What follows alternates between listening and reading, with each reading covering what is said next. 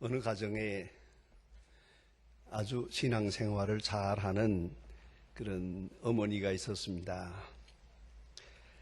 유치원에 다니는 아들을 위해서 밤마다 잠자리 기도를 같이 했습니다. 아주 어렸을 때부터 이렇게 두 손을 잡고 마주 잡고 하나님 앞에 기도를 하면 이 어린 아들은 아주 어렸을 때부터 어머니가 기도하는 동안 조용하게 함께 고개를 숙이고 기도를 하고 있었습니다. 그렇게 해서 유치원 갈 나이가 됐습니다. 그날도 어머니는 잠자리에 든 아들을 붙들고 두 손을 마주 잡고 하나님 앞에 간절히 기도했습니다. 건강하게 해주시고 지혜롭게 해주시고 정직하게 해주시고 착한 아이가 되게 해주세요. 이런 기도를 하고는 반드시 어머니가 하나 더 붙입니다. 엄마 말 잘 듣는 아들이 되게 해주세요. 꼭 그렇게 기도를 했어요. 그렇게 몇 년 동안을 기도했는데 이 유치원을 다니다 보니까 얘가 좀 이제 철이 들었어요. 어느 날 저녁에는 그러더랍니다. 엄마 오늘은 내가 기도해도 될까? 아 그러지. 내가 그만큼 컸구나. 기특하게 생각해서 좋은 마음으로 오늘은 내가 기도해라 했더니 얘가 뭐라고 기도했는고 하니 하나님 아버지 우리 어머니가 내 말 잘 듣게 해주세요. 아멘 그러더랍니다. 여러분 이 관심의 초점이 이렇게 빗나가고 있습니다. 서로 달랐습니다. 신학적으로는 이런 문제를 아주 신학적 용어로 이렇게 사용합니다. 그것이 뭐냐면 아가페 앤 에로스입니다. 하나는 아가페, 하나는 에로스. 이 둘 다 사랑이라는 말입니다. 뜻은 같습니다.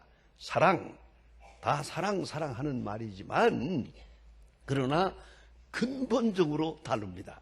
뭐가 다르냐 하면 에로스라는 것은 심리학적 관점에서 볼 때 언제나 내가 중심입니다. 나를 중심해서 사랑합니다. 사랑도 다른 거 아닙니다. 다른 사람이 나를 사랑해주고 나를 위해주고 내 소원을 들어주기를 바라는 바로 그런 마음의 사랑입니다. 그런 거로 열정이 대단합니다. 소위 에로시즘이라고 하는 것은 엄청난 정열이 있습니다. 반드시 내 소원을 이루어야 되겠고 내가 꼭 사랑을 받아야 되겠고 저 사람을 나와 같은 사람을 만들어야 되겠다 하는 그런 정열입니다. 그러니까 이 전부가 에로스에 속합니다. 그러면 아가페란 뭐냐 하면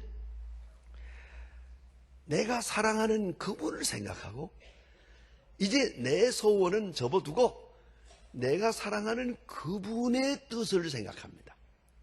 그분의 마음을 생각합니다.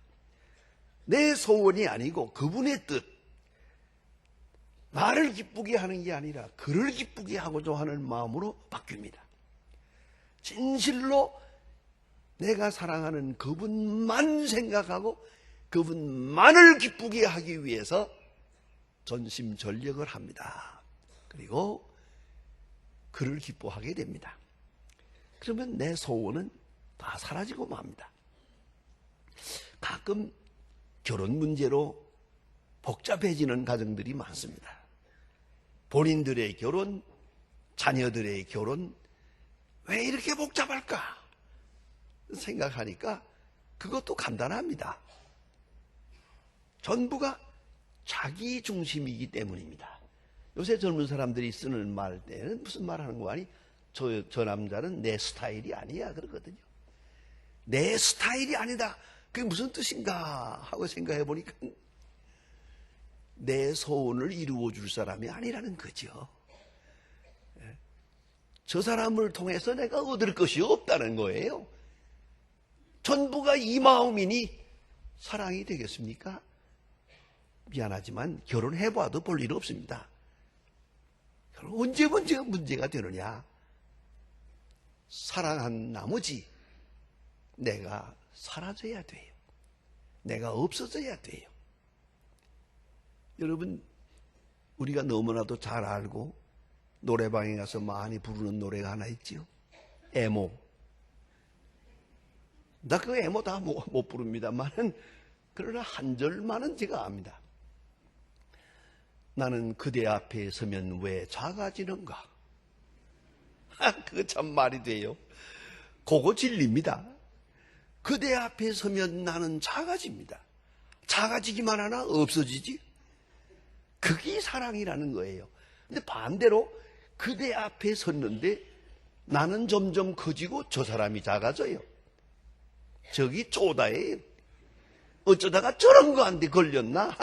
이런 생각이 난다면 사랑은 아닙니다. 당신에게 행복은 기대하지 마세요. 그건 결혼도 아니고요.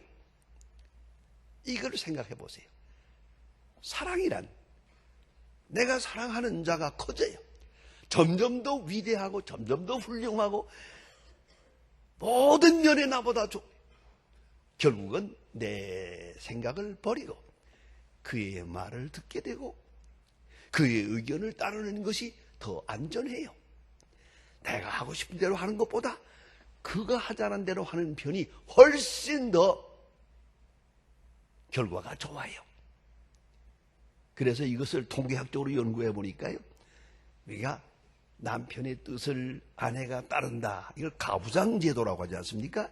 이 가부장적 의식을 가지고 사는 사람이 그렇지 않고 자기 주관을 내세우면서 1대1로 사는 사람보다 20년 더 산답니다. 그렇다면 그런 줄 아세요. 그러니까 내 것 고집해 봐야 별거 없어. 마지막에 쟤만 남아요. 아무것도 아니야 이게. 생각해 보세요. 그런데 내가 보니까 그런데만요, 나이가 좀 많이 들어가지고도 아내가 나를 사랑하지, 남편이 나를 사랑해 주지 않는다, 내 뜻을 몰라준다, 결혼 기념일이 돼도 꽃 한 송이도 없다, 어쩌고저쩌고 말 많이 하는데요. 여러분, 한번 솔직히 생각해 봅시다. 한참 예쁠 때도 사랑 못 받았는데 이제 물 갔는데 뭘 더 사랑받길 바라노? 잊어버려. 그냥 사랑해버려. 그냥 내 뜻을 포기해버려. 그러면 그렇게 행복하고 좋을걸. 오래도 산다는데 뭘 더 고집하는 거야. 이제 와서 또 하나 얘기할까요? 하던 말. 벌써 나이 50이 넘었거든. 저 남자가요, 저 멋대로 50년을 살아서요, 이제 와서 고쳐지겠습니까? 그러니까 잊어버려. 그냥 그게 중요한 거예요. 내 뜻을 버리고 상대방 뜻을 따르고, 따르는 것만이 아니에요, 기뻐하고 그 뜻을 따르는 것을 내 생각보다 훨씬 더 크게 생각하는, 그것을 아가페라고 그러는 거예요. 그러니까 에로스적 사랑에서 벗어나서 아가페적 사랑으로. 그러니까 사랑이라는 것은 생각하며 행복하고, 만나며도 행복하고, 서로 보면서 행복하고, 동행하면서 행복하고, 또 있어요, 그를 위해 희생하면서도 행복해요. 이게 사랑이라는 거예요. 그러면 관심의 초점을 한번 생각해 봐야겠어요. 우리 교회에서 쓰는 용어로서는 중생이라는 말이 있습니다. 거듭난다, 다시 태어난다. 중생이 뭐냐? 어떤 분이 그래요. 이래서 씁니다. 교회는 나오지만 중생하지 못한 교인 때문에 교회에 문제가 많다. 그렇습니다. 중생하지 못한 교인, 그 무슨 말입니까? 아직도 자기 소원을 버리지 못했어요. 자기 욕망을 버리지 못했어요. 자기의 더러운 정욕까지도 아직도 버리지 못했어요. 그리고 하나님을 믿는다 그래요. 아직도 자기 소원, 자기 욕망, 자기 생각, 자기 철학, 자기 생활 양식 이렇게 하고 하나님을 믿어요.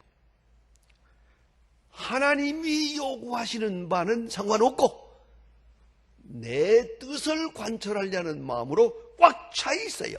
집착을 합니다. 그럼 어떻게 될 것 같습니까? 여러분, 놀랍게도 이런 사람이 거듭난 사람보다 훨씬 더 열심히 많아요. 더 열심히요. 열심은 대단해요. 그런데 전부가 내 소원을 이루자는 거예요. 거기에 집착되어 있어요. 그러면 어떻게 되느냐? 신앙생활 자체가 수단화되는 거예요. 수단화돼요.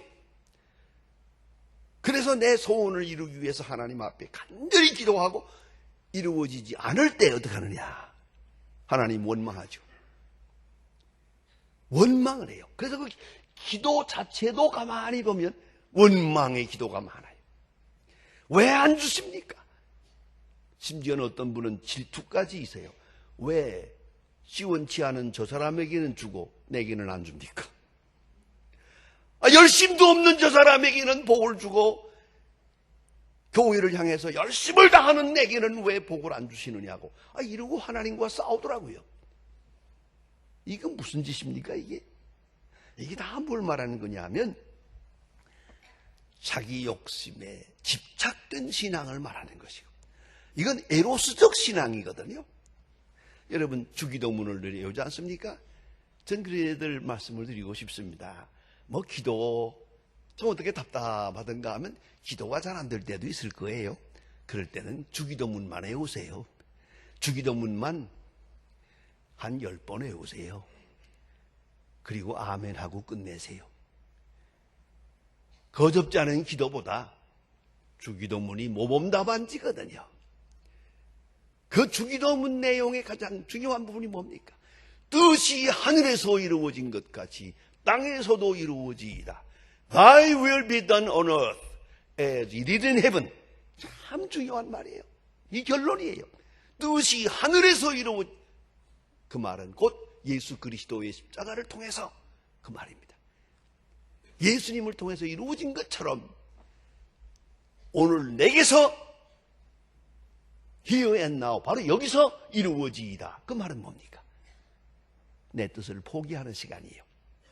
내 의견, 이 잡다한 것 싹 버리고 주의 뜻이 이루어지이다. 그래서 마태복음 6장 33절 여러분 잘 아시는 말씀 아닙니까? 그 나라와 그 의를 먼저 구하라. 그 나라와 그 의를 먼저 구하라. 그리하면 이 모든 것이 이루어질 것이다. 하나님의 뜻이 먼저 이루어지고 그 다음에야 내 뜻이 이루어지는 거란 말이에요. 오늘 성경 말씀은 하나님의 요구하시는 바가 무엇이냐 아주 친절하게 우리에게 가르쳐주고 있습니다. 하나님이 요구하시는 것, 첫째, 하나님을 경외하는 것, 하나님을 두려워하는 것, 하나님의 존재와 능력을 인정하는 것, 하나님이 보신다, 하나님이 아신다, 하나님이 들으신다, 하나님이 나와 함께 계시다, 하나님의 그 큰 섭리 안에 내가 있다. 그게 경건이에요. 내 생각의 중심이 하나님이 있어요. 모든 것은 하나님 앞에서 하는 거예요. 하나님 보시는 앞에서, 하나님 들으시는 가운데, 아니 하나님의 사랑을 느끼면서 행하는 거예요. 경건이요. 이걸 한마디로 경건이라고 그래요. 하나님 두려워하는 마음. 그래서 옛날 번역기는 God fearing 그래서요. 하나님 두려워하는 마음. 제가 봐서는 godliness, 하나님 있는 마음. 우리 생각, 우리 계획 모든 중심에 하나님이 계셔. 그 경건을 하나님이 원하십니다. 동시에 저는 그의 모든 법을 행하며, 하나님은 말씀하시는 하나님이요. 그런 거로 계시하시고 말씀하시는 하나님의 말씀을 따라 순종하는 거예요. 여러분, 인격과 인격의 관계라는 그런 겁니다. 말씀을 들어야 돼요. 상대방의 말을 듣는 데 중요하고, 들은 다음에는 깊이 간직하고 그것을 기쁜 마음으로 순종하는 거예요. 말씀을 따라야 한 하나님의 법도를 따라 행한다. 얼마나 중요합니까? 하나님을 사랑한다는 것은 그의 법을 따르는 것이에요. 그러기 위해서는 내 뜻을 버리는 거예요. 내 욕심을 버리고 하나님의 뜻을 따라 순종하는 것이고요. 또 세 번째는 오늘 성경은 말합니다. 하나님이 요구하시는 것은 하나님을 사랑하는 것이라고. 다른 말로 말하면 하나님의 모든 일이 나를 사랑해서 하신 것으로 받아들여야 한다는 것이에요. 마틴 루터의 라지 카타키즘이라고 하는 대요리 문답이 있습니다. 아주 간단한 얘기지만 너무너무 소중합니다. 그는 거기서 율법을 해석합니다. 십계명을 해석하는데 보세요. 너무나 간단하고도 중요한 말씀이에요. 살인하지 말라. 누구를 위한 거냐는 거예요. 내 하나밖에 없는 목숨을 보호하시기 위해서 살인하지 말라는 울타리를 쳐놓은 것이에요. 간음하지 말라. 하나님이 내 순결을 지켜주시는 거예요. 도둑질하지 말라. 보세요. 내 사유재산을 하나님이 보호해 주시는 거예요. 그게 바로 도둑질하지 말라는 거예요. 또 거짓 증거하지 마라. 이건 뭡니까? 인격을 지켜주시는 거예요. 이거 속고 나면은 인격이 망가지고요. 고통스러워요. 그렇잖아요. 하나님께서 거짓 증거하지 말라 했다. 자, 이 모든 것이 뭡니까? 전부 사랑입니다. 나를 사랑해서 주신 계명이요. 전적으로 하나님의 말씀은 전부가 나를 사랑해서 주신 거다. 그 사랑을 느끼면서 순종해야 돼요. 이게 하나님이 원하시는 바예요. 제가 목회를 이렇게 50여 년 동안 하고 있습니다만은 제가 30대 초반입니다. 처음 노회에 참석을 하고 그러기 시작할 때입니다. 경기노회에서 노회 회원으로 있을 때 제가 그 노회 몇 번 참석했는데 참 깊은 감동을 받은 그런 시간이 있었습니다. 그게 뭐냐면 노회에서 노회 목사님들 장로님들 모이는데 그 중에 목사님 한 사람에게 효자상을 주었어요. 세상에 그런 일은 없어요. 노회라는 건. 하지만 어쨌든 그게 합의가 돼서 상품과 함께 목사님에게 효자상을 주었어요. 그것이 알고 싶었어요. 왜 목사님에게 효자상을 줄까? 특별하다는 거예요. 공교롭게 제가 그 목사님 댁에 하루 초청을 받아서 점심을 먹은 일이 있거든요. 그런데 그 목사님에게 어머니가 계세요. 목사님은 지금 한갑이 넘었어요. 그리고 어머니가 계시는데 어머니도요, 친어머니가 아니고 계모래요. 그런데 어머니에게 얼마나 정성을 다하는지, 그래서 모든 노회 회원들이 감동이 돼가지고 목사님에게 효자상을 주었어요. 그것이 무엇일까? 그 목사님하고 점심을 먹고 밖에 나오는데요, 같이 한갑이 넘은 목사님하고 이렇게 집에서 나오는데 어머니가 따라오면서 하시는 말씀이, 얘야 길 조심해라, 차 조심해라, 여자 조심해라. 이런 잔소리를 하는 거예요. 그런데 또 그 목사님은 잘 알았습니다, 명심하겠습니다, 그러면서 나오는 거예요. 내가 가만히 있겠습니까? 김 목사님, 이거 나이 많은 어머니의 그 잔소리가 귀찮지 않습니까? 하고 한마디 했더니, 이 김 목사님 정색을 하고 하시는 말씀이에요. 무슨 말씀입니까? 누가 날 들어 그런 얘기를 해주겠습니까? 누가 날 들어 이제 길 조심해라, 여자 조심해라 할 사람이 있냐고. 이게 다 나를 사랑해서 내게 주시는 말씀인데 고마울 밖에요. 깜짝 놀랐습니다. 여러분, 어떤 말을 듣든지 다 나를 위해서, 나를 사랑해서 주시는 말씀이에요. 그렇게 받아들임으로 비로소 사랑은 이루어지는 거예요. 그래서 하나님은 말씀하여 너희가 나를 사랑해서, 이 사랑으로 준 계명이라는 것을 알고 사랑하는 마음으로 기뻐하고 사랑하는 마음으로 행복하고 계명을 지켜나가야 한다 그럽니다. 또 섬기라 하는 말씀이 있어요. 이건 헌신을 말하는 것이요, 동시에 이 문자 그대로 말하면 예배를 말하는 것입니다. 여러분, 하나님을 사랑하고 하나님을 믿고 하나님 앞에 기도하고 하나님을 찬양할 때 꼭 잊지 말아야 합니다. 형벌이 무서워서 되어서는 안 됩니다. 형벌이 무서워서 되는 일이라면 벌써 하나님을 욕보이는 겁니다. 하나님 그런 하나님 아닙니다. 또 보상을 바라는 마음도 안 됩니다. 이것을 지켜서 상을 받겠다, 칭찬받겠다, 축복받겠다. 흔히 축복하는데 축복은 그렇게 억지로 얻어내는 것이 아니에요. 받을 만한 사람이 되면 하나님이 무궁무진하게 주시는 것이지, 그걸 내가 달란다고 주게 되는 게 아닌데요. 이 보상심리 안 됩니다. 요새 보면 전부 여기에 빠졌어요. 벌 받을까봐 무섭고 또 복 받으려고 하고요. 좀 실례되는 말씀이지만 하도 이런 일이 많기에 말씀을 드립니다. 지금 어떤 교회에서는요, 목사님이 밖에 나가서 마음대로 못 다녀요. 그래서 어찌 하느냐, 보디가드를 주지, 목사님에게. 왜 그랬냐? 이유는 이렇습니다. 목사님이 설교할 때 11조를 내면 복 받는다 그랬거든. 11조 내면, 그 11조 냈대요. 마지막에 낼 것이 없어가지고 빚을 내서까지 11조를 내세요. 그뿐입니까?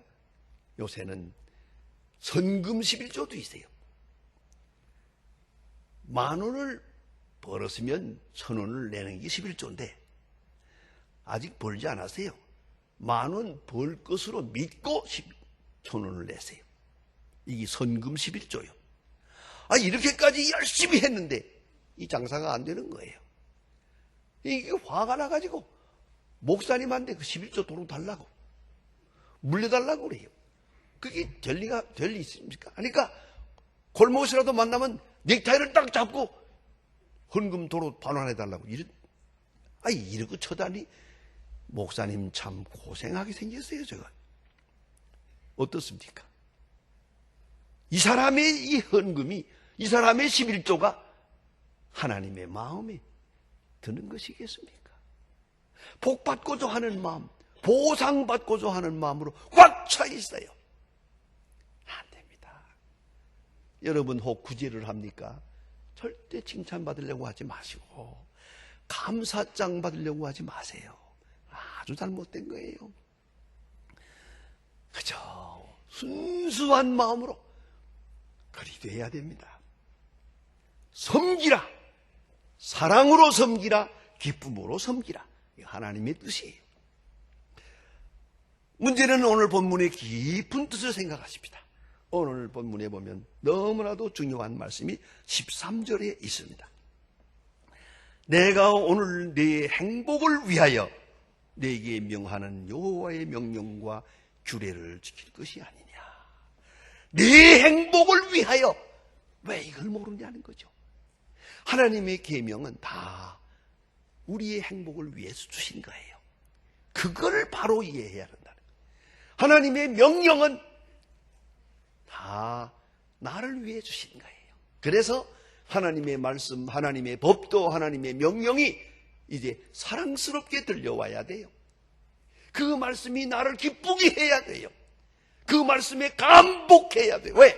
나를 위해서 주시는 거니까. 나를 사랑해서 내 행복을 위하여 주셨다.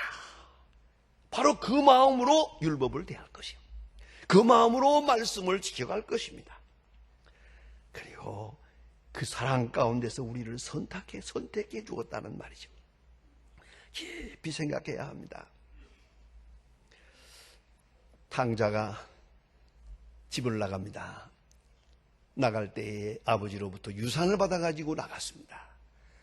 방탕하게 돌아다니다가 다 허랑방탕하게 없애고 다시 돌아옵니다. 돌아오면 유산은 없습니다. 같이 생각하면 그가 집을 나가기 전에는 유산 때문에 아버지를 따랐습니다. 그러나 돌아올 때는 유산 상관없이 아버지를 사랑합니다. 요새 명절 때가 되면 우리가 민족 이동한다고 하지 않습니까? 전부 고향으로 들어갑니다. 왜 가냐고 물어봤더니 누가 하나 이렇게 나한테 고자질 해주대요. 이 명절에 만일에 고향에 안 가면 아버지가 돌아가실 때 그 유산을 안 주거든요. 이놈아, 명절에도 안 내려온 놈에게 무슨 유산이 있냐? 이런다는 거야. 그걸 생각하며 고향을 간다면 그게 무슨 효도입니까? 여러분 깊이 생각해 보십니다. 하나님의 소원은 하나님의 뜻을 깊이 아는 것, 그리고 하나님의 뜻을 기뻐하는 것, 하나님을 사랑하는 마음으로 말씀을 따르는 것, 사랑을 느끼고 행복 느끼면서 감사한 마음으로 그 법도를 준행할 것입니다. 그리할 때 하나님이 기뻐하시고 하나님이 기쁘시게 한 다음에 비로소 그의 나라와 그 의를 구하는 자에게 이 모든 것을 도와시는 축복이 함께할 것입니다. 기도하십시다.